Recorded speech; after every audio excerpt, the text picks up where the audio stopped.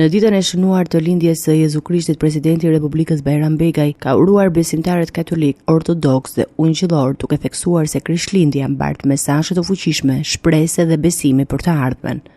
Është kënaqësi që nga këtu të uroj të gjithë besimtarët e krishterë gëzuar Krishtlindjen. Është një ditë e shenjtë që shënjon vlerat më të larta të besimit, të dashurisë, të solidaritetit, vlera në fakt që përfaqësojnë identitetin ton dhe atë çfarë ne njihemi botërisht të bashkëjetesës dhe harmonisë ndërfetare. Edhe kryeministri Edi Rama ka uruar besimtarët në këtë 25 dhjetor, duke shoqëruar mesazhin e tij me një imazh simbolik nga frontespici i veprës monumentale të Pjetër Bogdanit, çeta e profetëve. Përmes këtij gjesti, Rama vuri në palë lidhjen mes trashëgimisë kulturore dhe traditës shpirtërore të Krishtlindjes në Shqipëri. Urim në këtë ditë feste ka përcjellë edhe kryetari i Kuvendit Niko Peleshi, i cili zgjodhi të ndajë mesazhe nga Korça, duke e cilësuar qytetin si një simbol të festimeve të Krishtlindjes. Ai theksoi se Korça vijon të jetë një pikë referimi për qytetarët nga gjithë Shqipëria, ndërsa nënvizoi se shoqëria shqiptare ka sot më shumë se kurrë nevojë për mesazhet e paqes dhe vëllazërisë që sjell kjo festë. Është kënaqësi e veçantë që të uroj të gjithë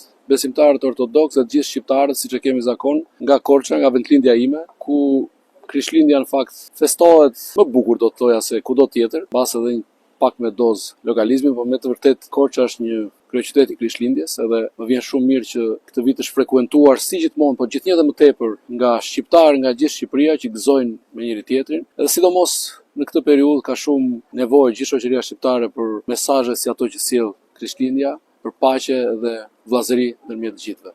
Gëzuar Krishtlindje për gjithë shqiptarët.